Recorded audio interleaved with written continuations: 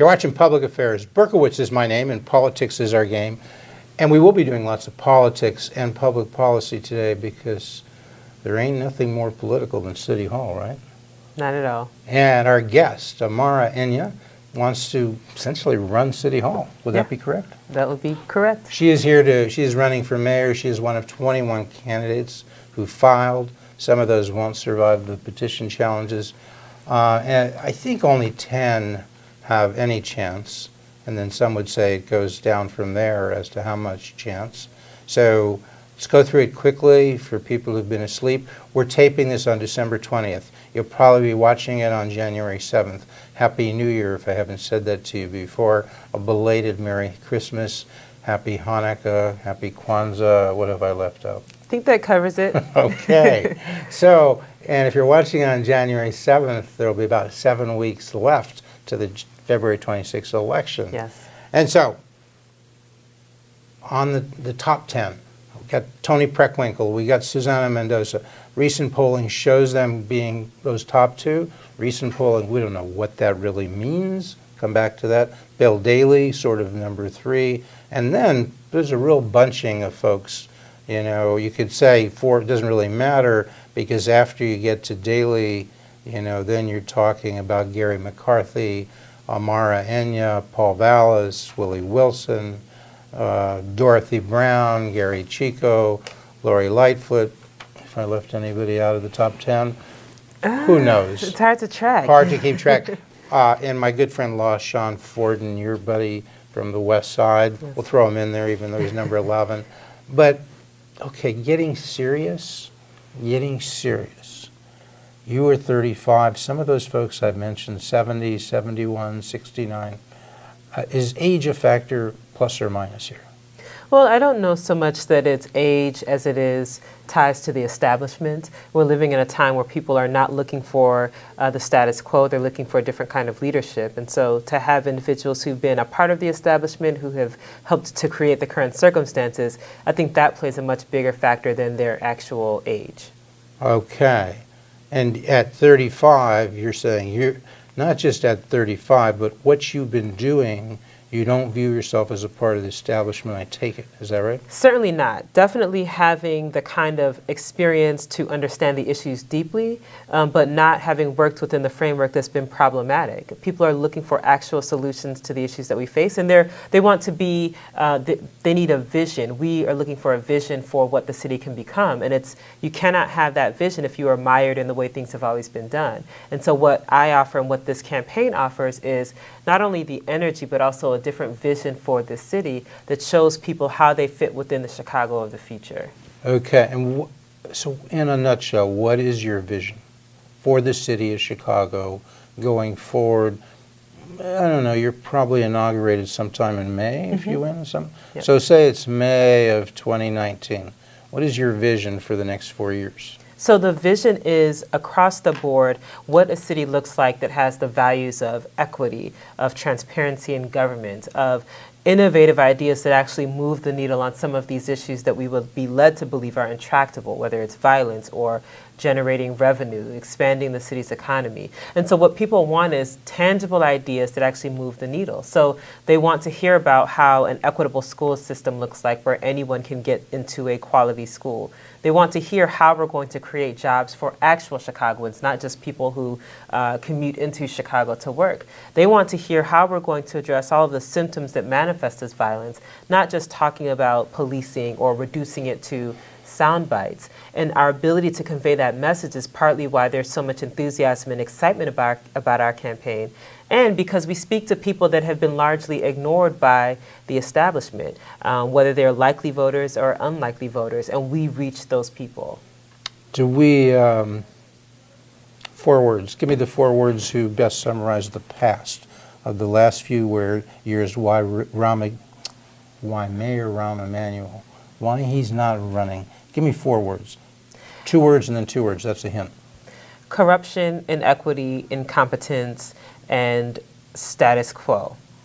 Okay, that's kind of 2 words. And I would have guessed Laquan McDonald, 2 words, CPS rapes. Was I really wrong? Do I see the world so differently from you? No, that falls under corruption. I mean, with Laquan Corruption. McDonald, it was not only the killing, but the cover-up. CPS, it has been the lack of transparency, and we actually had corruption that led to the ouster of our last two CEOs now, prior to the current head of CPS. These things fall into that category. When you have government that operates under the cloak of darkness, essentially, corruption is allowed to thrive, and it permeates every aspect of city government. And that is why we cannot rely on the same individuals who've been part and parcel of these systems to lead us into what the future can look like for the city. You haven't mentioned money, you haven't mentioned fiscal issues, price tag. Did I ask the wrong question? No, because that also falls, so we could talk about mismanagement. Mismanagement has led to the pension crisis that we're talking about did not start with workers. It started with mismanagement of not paying into the pension system for years, kicking the can down the road. The lack of a revenue generating mechanism for the city has led to our inability to sustain the city. But you also look at the issue of corruption and spending $1.7 billion on police misconduct that could otherwise be getting invested into other aspects of our city. 1.7 billion? 1.7 billion. Billion. And it's 1.7 billion because the additional 1 billion is because we were borrowing. The city was borrowing to pay police misconduct cases. And how long, over what time period is that 1.7 So billion? so the last study, there was about $500 million, and that was over a perhaps 10-year time frame. Okay. And because of the borrowing to pay those costs, now it tacked on the additional, so now we're at $1.7 billion. Are pensions and unfunded pensions the 800-pound gorilla in the fiscal room? Yes. And you tell me, say I was uninformed as a voter, how big a problem is the pension issue? Well, the scale of the problem is so significant that pretty much every dollar, I think the last time I looked, essentially 35 cents of every dollar that comes in is going toward paying our pensions. That's how much we have kicked the can down the road. That's how much we've saddled future generations with our debt. Again, not because of workers, but because for years, so we should have been paying into the pension, the city took pension holidays and diverted those monies to other uses. And now we've reached the point where we cannot do that anymore. Does $150 billion in unfunded pensions, does that sound about right? For Chicago and the Chicago share, the Chicago residents have a stake in the Illinois state unfunded pensions because they're Chicago taxpayers, but Yes. they're also Illinois taxpayers. Yes. They're also Cook County taxpayers. They're also CPS taxpayers. So you have to add all of those things up, right? Yeah, I mean, you can put them all on top of the other. I think this is why what happens in Springfield affects what's happening in Chicago. And actually, the decision to take pension holidays was done in Springfield. That was Chicago actually taking that step legislatively to make that happen. Okay, so, if you go to wirepoints.com, you've been there lately? I'm familiar with the folks there, the spin-off from Illinois Policy. They say $42 billion. These are Moody's. These are not the city of Chicago official. These are sort of more independent people. Sure. $42 billion in unfunded pensions for Chicago, police, for fire, for labor, for city employees, $53 billion for the city of Chicago taxpayer portion of the Illinois unfunded, $27 billion for CPS, because CPS is really the same as Chicago. Yeah. $8 billion for Cook County, the share of a Chicago taxpayer. He or she is also a Cook County taxpayer. And then recently it's come up, the state health care unfunded, like $72 billion, Chicago's share of that 18. That's about $150 billion, I think. 148 to be exact, but we could round it off. And you said the solution to that, you told me, and folks, you can watch the first show by going to youtube.com/Public Affairs TV. Look for the show that was taped November 29th. What did you tell me then was the solution, your solution to this $150 billion issue? So there wasn't a here's the magic bullet. What I stated is that we have to look at near-term solutions, which in my view would include re-amortizing our pension debt, but we also have to finally get a handle on the long-term solutions, which is finding sustainable sources of revenue to make sure that the city in particular, and I'm not talking about the state because that's a whole other process, but the city in particular has the kind of economy that can sustain itself.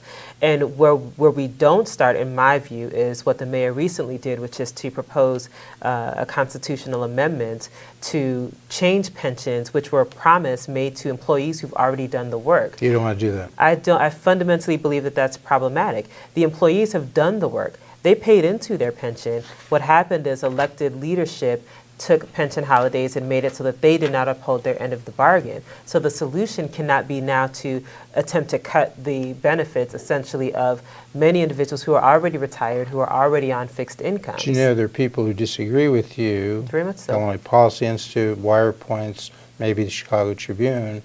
You know, they say incomes have been going up, or pensions in the state of Illinois for the state employees, pensions for city employees, pension for CPS teachers. In general, those things, they are going up 3 times faster than the incomes of the people who have to pay them, the taxpayers. That's one estimate. If others are way higher than that. So, yes, there's some aspect to the pension holidays, but if pensions go up way faster than the taxpayers have the means to pay, that's the problem too, isn't it? Well, so that's... Or do you dispute those numbers? So the tiered system, creating different tiers, was an attempt to get to the fact that when people come into the pension system, making sure that they're not, so one of the examples is the person who retires at 50 and collects for a much longer time than someone who retires at 69 or whatever older age. So there are things that are in place now that attempt to get to that. What I fundamentally disagree with is the notion that individuals who are made a promise when they enter the workforce, changing that at the back end, not because they did anything wrong, but because decision makers made bad decisions and mismanaged money. And at the end of the day, including that's what I'm possibly talking paying pensions that were too high? But the promise has already been made. So even if now the pensions are considered to be too high, which also are we factoring in cost of living But putting aside for the seniors on a fixed income? We can. Well, but there are seniors on a fixed income who got Social Security. Sometimes you hear people defend these obligations, say, that's all they got. Well, there are a lot of people who only get Social Security. They don't have other private plans. Trust me, people who are defending these pension plans say they're getting a meager $35,000 a year. You start talking to people on Social Security, they're living on a lot less than $35K a year. So why should the taxpayers be paying some people who get 35 or more, some 100, okay? And they're not going to take any cut, they're not going to take any adjustment, and some poor guy who is not a part of this government system or lady, they're getting like Social Security $15,000 a year. Yeah, so in my view, the adjustments... How's that fair? The adjustments have to be made within the process, but what we cannot get in the habit of doing is changing the Constitution because of mismanagement from decision makers, because what that does is it erodes the legitimacy of these institutions. There was a reason why the pension system was created. It's not to say that there aren't adjustments that need to be made, but once you start messing with pensions, with the funding source for people who have already done the work, again, if you work in your job and you were promised a certain level of income when you complete it, you do not want to come 30 years later only to hear that that promise is not being kept. The other parts of other than fairness is it possible? Is it possible that kids in Chicago can continue or can start receiving the kind of education you want? Because they're the current recipients, okay? They're not the past, they're the current and future. Okay? Or people who are on Medicaid, can they get that kind of assistance? Okay? Or people, so the educational needs of these folks, the employment needs, the training needs, okay? So we have you have a very small percentage. What's the percentage of people who are getting pensions from the city of Chicago as employees? What percent? Well, the city has a fairly 5%, large... 10%? Yeah, but there are thousands of employees that work in city government. Well, no, 1,000, but what percent? What percent? Because we're not talking 2.7 million people in Chicago. Right. So what are the percent that we're worried about making sure we don't break promises? 3%, 5%, 10% of that population? Does that sound right? One of those figures? Well, but even if it's not the percentage, so it's not okay to break the promise. What has to change is the practices and leadership that led to them not adhering to a I'm just system saying, that's can you sustainable. do that? Are you taking education away from kids who are supposedly not learning how to read, and you want to change things so they can learn how to read? And some of that is keeping a current level, if not a higher level of resources. And if you can't do both, do you keep just coming and saying, well, it's not fair to change it? No. Or is there a point where you say, hey, we can't do both, we have to decide what's the fairest method of redistributing these future benefits? We certainly have to talk about what is the fairest method, but also we have to be able to attract high-quality teachers to teach our kids. And if teachers are entering the workforce without a guarantee that their pensions will be honored, we're already suffering from a teacher shortage, especially quality teachers that are coming into the workforce. So if now they are coming in under this cloud that their pensions might not be honored after they spend, if they even spend 30 years in the teaching profession, we're not going to be able to attract the kind of high-quality teachers to teach our kids. So you surely would oppose, 26 states across this country give their cities the power to file for bankruptcy. Sounds like you surely would oppose the Illinois legislature giving cities and villages like Chicago the power to file for bankruptcy. Well, we have to look at what's happened in other cities. So looking to the north in Detroit, who have filed for bankruptcy. In a lot of instances, it's seen as a panacea, but there are also some pretty significant ramifications of filing for bankruptcy. That is a fight that takes place at the state level. Okay. It will not do anything for us in the immediate. Well, you mean it takes a year or two It'll to take pass it. that law, Precisely. and then you file, and then you have a plan and so forth. But you're not ready to go down that road, or you are? I don't know that we need. Would you there consider are it? many things that we could do Okay. right now Okay, before so getting to Tell me about bankruptcy. your re-amortization plan, because you said that was the solution. Well, it's what we have to consider. So part of the problem is the size of the payment. So you can pay less for a longer period of time, or you can pay more upfront and cutting down the number of years that we would have to be paying back the pension. So the argument is, by paying a little bit more upfront, then we're not extending our pension debt into 100 years into the future. How much is a little bit more that you have to pay Well, to solve this problem? it's relative. It's relative. Do you know, So, how much are we paying now? How much is the city of Chicago paying now? well, so the city, if you can recall, a couple of years ago, they argued they wanted to. So the way they formatted it was that they had sort of a balloon. Are they paying $1 billion or so a year now? They're paying a significant. If Does you're that sound looking at- right? $1 billion? Is that number right? Probably plus.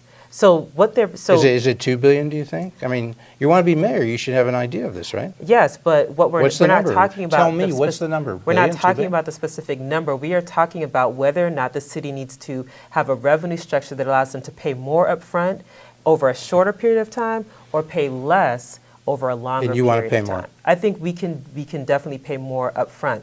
But what it requires is we have to do some specific things with how our economy is structured. One is we have to look at the money that we're currently wasting. And again, I talk about what we waste because of corruption, what we waste paying billions of dollars in police misconduct, the money that we don't see because it's tied up in TIF funds, the money that we don't see because they're tied up in no bid contracts that we don't know how much we're So actually how getting much for do you our save dollar. by eliminating waste, fraud, and abuse? Well, as they so say?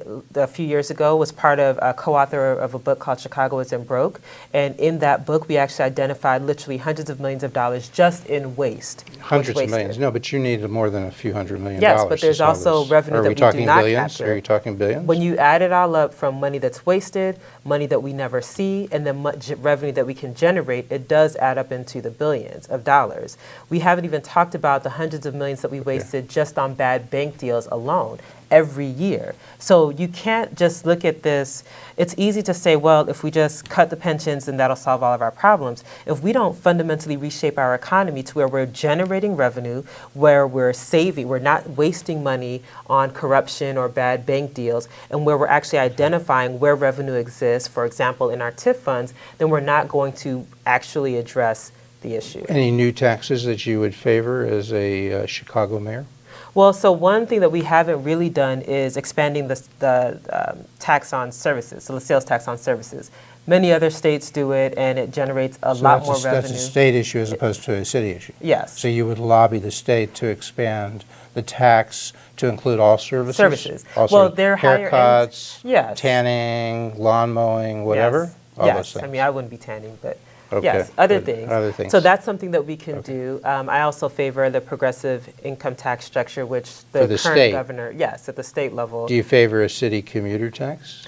So I don't think that a city commuter tax is actually, that would not be in my top list of taxes to increase for a number of reasons. It pits this municipality against other municipalities, many of our, who could reciprocate with the same sort of tax. Many of our, the argument is that those who commute into the city don't pay taxes, but they actually do shop in our local stores, eat at our local restaurants, et cetera. Also, for thinking about attracting businesses here, that's something that might be a deterrent. If they know that commuters who may be part of their workforce but have to pay an additional tax, it might cause them to consider municipalities elsewhere that don't have it. All right. So what about a LaSalle Street tax? You favor that? Yes, I certainly do. I think that the challenge is no sector. What is a LaSalle Street tax? So LaSalle Street tax is it's a small tax on the trade. So it's not taxing the entities. It's a transaction. It's a tax on the transaction. So it can be as small as a penny on each transaction. It actually gets to the high frequency trading, which was part of what tanked our economy many years ago. So the volume of those trades is such that with even just a penny's tax, you could generate a significant amount of revenue. You think the Chicago Mercantile Exchange would oppose that? Of course they would oppose it. Do you think that business would be hurt? Do you think the number of traders in Chicago might decline? Do you think the number of ancillary jobs as a result of that tax might decline and that you might hurt in Chicago employees? So a lot of the arguments are in that sector. So the real issue is that no sector wants to become the cash cow. No one wants to be, when they don't see the necessary reforms happening, structural reforms happening in government, they don't have the confidence that that tax won't simply become another way for inefficient and ineffective and mismanaged government to now have a back door. They don't want to be that back door, which is why some of the changes that need to happen need to be institutionally restructuring our economy, getting rid of the waste and corruption, transparency, so that if we do turn to that sector, they know that their money is actually going toward what it's supposed to go toward, which is strengthening our economy and investing in our city. So trying to merge the issues with the politics, how do you differentiate you from, say, Susana Mendoza or from Tony Preckwinkle? Do you think your approach on issues differs a lot, or do you bring something else to the mayor's office that they don't have? Well, one is actual ideas that are not simply the same status quo ideas. We talk about some pretty transformative things, whether it's talking about a public bank, whether it's talking about diversifying our economic ecosystem with cooperative economic models, innovative ideas around preventing displacement and population loss, which directly affects our revenue. We actually have the ideas that can move the city forward, and that's what you're not getting from other candidates. They have all, for more or less, been part of government, been part of the establishment, and so they are part of the decision making that's led us to where we are today. Many of them have worked in state government, and yet here we are with our pension crisis. Many of them have worked in city government, yet here we are with a structural deficit. If we're going to move the city in the right direction, it requires a different kind of leadership that has better ideas than the ones that we've had in the past. So would that same argument apply if I, say, pitted you against Bill Daley, Gary McCarthy, Paul Vallis, Dorothy Brown, Gary Chico, Lori Lightfoot? Similar arguments against that? Very similar, because they What have about been- Willie Wilson? Is he exception? Because he has a different background, He has you a would different agree. background, yes. Different from you and different from them. Yes. So what about Willie if he says, I'm more authentic. I came here like when he was, 16? I've been here all my life. I started as a poor person. I have a 7th grade education. I understand the black base, okay? Do you understand the black base? I certainly do. I'm not restricted to just the black base. I think our message. Well, he would say, resonates. excuse me, so Willie doesn't jump all over me. He would say what you're about to say. He's out for all votes. He's out to represent all people, Yes. whites, Hispanics, and blacks. But I misspoke. He might say, we've had Willie on, we'll have him on, speak for himself. But he might say he understands low-income people who aspire to move up, better because he was a very low-income person, and now he's a multimillionaire. Mm-hmm. Were you a low-income person? Actually, yes. There was a time in my life where I was very low income, and more specifically, Your parents, in other words. well, my Or parents, you- but also me. Were your personally. parents were low-income as well? Yeah, when they came here, I mean, they made They were $1.50 Nigerian at a, immigrants, right? Yes, they made $1.50 at a mattress factory. So Like you get it. You get I that. completely understand that. Okay.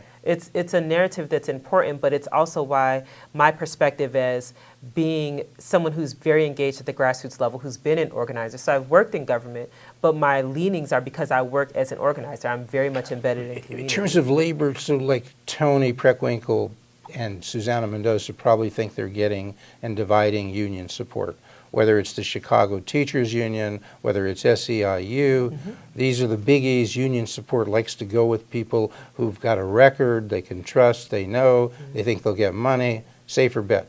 So being realistic, would you say the unions would say Tony Preckwinkle, Susanna Mendoza, Bill Daley, safer bet than Amara Enyia? Well, I mean, And- understanding how unions are positioned, they're going to make the decision that they believe is in the best interest of their membership, and they have that right. Is that right? But is that possibly for you, or is it those others that I've mentioned? Well, I certainly think my track record of supporting teachers, supporting the working class, has stood outside of an endorsement. I don't need an endorsement to speak up for teachers, to speak up for working class Tony people. got the endorsement, right, of CTU, For right? yes, for teachers. So that's for done. teachers. Yes. She probably has SEIU health, right? Mm-hmm. She's already got that stuff. So, I mean, since he's already got it, like what has Susanna got? I'm not sure. I mean, how is she so hot? Is it the name recognition because she's like, you know, she was a state rep for 10 years. She was a city comptroller in Chicago Yes. for 6 years, city clerk for City 6 clerk years, and then state comptroller for 2. That name recognition that those two Yes. have, how do you offset it? Well, we offset it by actually doing the work of engaging people across the city. So they definitely have the benefit of name recognition, which is what you'll see turning up in the polling. But what we have is the energy and the willingness to work hard because we don't take communities for granted. We don't take any demographic for granted. We actually campaign out in the neighborhoods. We actually target not just likely voters, but the people who are generally overlooked in the city. We also try to reach them as Will well. you have the money? Will Chance the Rapper, Kanye West, and others, will they give you $3 million? Because they can. They Yes. can, because there are no limits. The limits are Right. off, right? Right. Will they give you $3 million, those two guys? Well, they have certainly, and Chance in particular, have already been very instrumental in, it's not just the dollars, but it's the He's access appearing to with you. those I understand that. networks. Yeah, and he's Yes. helping your network. And the access to But don't his you need networks. $3 million to be competitive? We actually budgeted for $3 million for this campaign. So you think you're going to get it Yeah, from them yes. and others? Yes, Okay. from yes, Okay. across the board. The 30%, Bill Daley said this recently. I think he said this, 30% of the kids, especially kids who have low-income minority parents, which is roughly 80% of the CPS population, do not, only 30% read at grade level, 70% don't. Did Billy get that right? Because you know Robin Staines. You know Robin Staines? She told me that years ago, and I don't think it's changed when she was sitting in your chair. So you're talking now, Robin Staines said it. I don't know if she says it recently. Bill Daley said it very recently, a few weeks ago. You think they got that right? Well, I think understanding what happened and what's happening in CPS goes beyond who's reading at grade level. It goes into the kinds of investments that have been made in public neighborhood schools. It goes to the proliferation of charters and how they're The short thing directly is, competing. is it true, and if it's true, do you and others have to change that? CPS has to be fundamentally changed at many levels. Systemically, how we draw our boundaries, perpetuating stratification with the selective enrollment system, the lack of equity in how we allocate resources to schools, the budgeting formula where the funding follows the student. And all that will be the subject of our next show. And you remember, you come back next week and every week to Public Affairs for, I got to say in all modesty, a memorable and impactful show. Thank you so much, Amara Enyia. Thank Good luck you. in your journey. Thank you so much.